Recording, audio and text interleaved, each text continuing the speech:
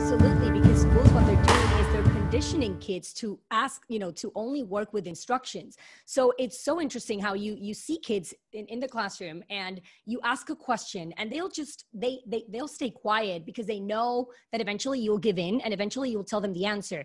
Or you give them an open-ended Or the little blonde prompt. girl in front that's like, oh, please pick me. Please. That's too funny. Absolutely.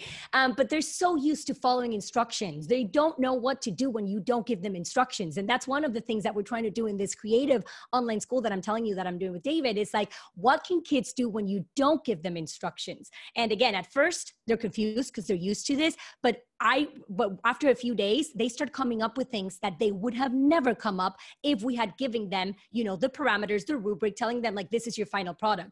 What we need is to remove those instructions and let them work on their creative and thinking skills, right?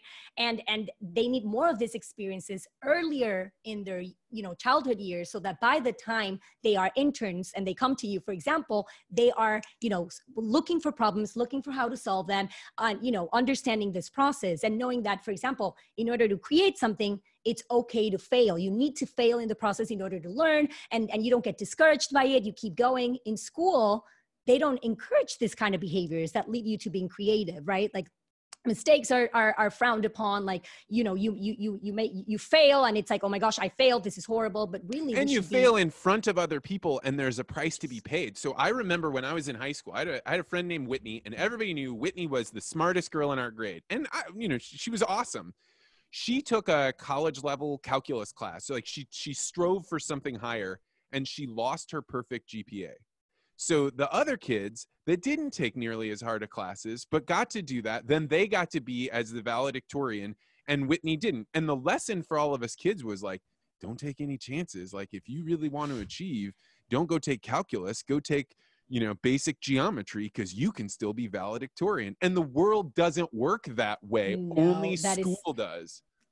That is such a dangerous, thinking. And when you ask me, like, how did you do in school? Well, what I did was I figured it out, like most kids. Like, I figured out, what I need to do in order to pass. It's not like I was learning clearly because I don't remember anything. I just learned how to play the game of school. I learned what I had to do in order to pass and what I didn't have to do, like take those calculus classes, so that I could, be valedictorian or keep going. So we don't want kids figuring out the system and pretending and faking learning in order to get to that finish line. Like, that doesn't make any sense. That's a waste of your entire childhood. Like, we want kids who are, learning because they understand to the places that you can get if you're constantly learning and creating things. We want kids to like fail in the process and correct themselves and learn more and just keep learning. And that's just not what's happening within this other structure.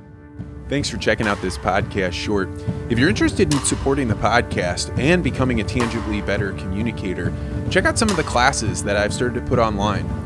Before coronavirus, I was traveling around the world teaching hundreds, sometimes thousands of people how to become tangibly better communicators. But now I've decided to take what I was teaching to large groups of people and put it online so that individuals that decided they wanted to make a change in their circumstance could do so by just buying a class for themselves.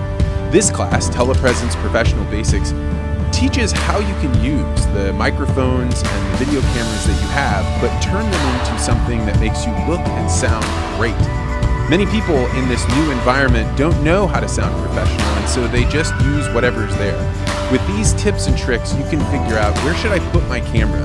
How can I utilize light to make the camera look the best? And how should I think about sound and improving it, so that way every time I speak during a meeting, people can hear exactly what I'm thinking and it's pleasant to hear my voice. These tips and the ways that you can think about how to prioritize getting better are all included in the Telepresence Professional Basics course. If you're interested, you can go to store.articulate.ventures or just check out the link below.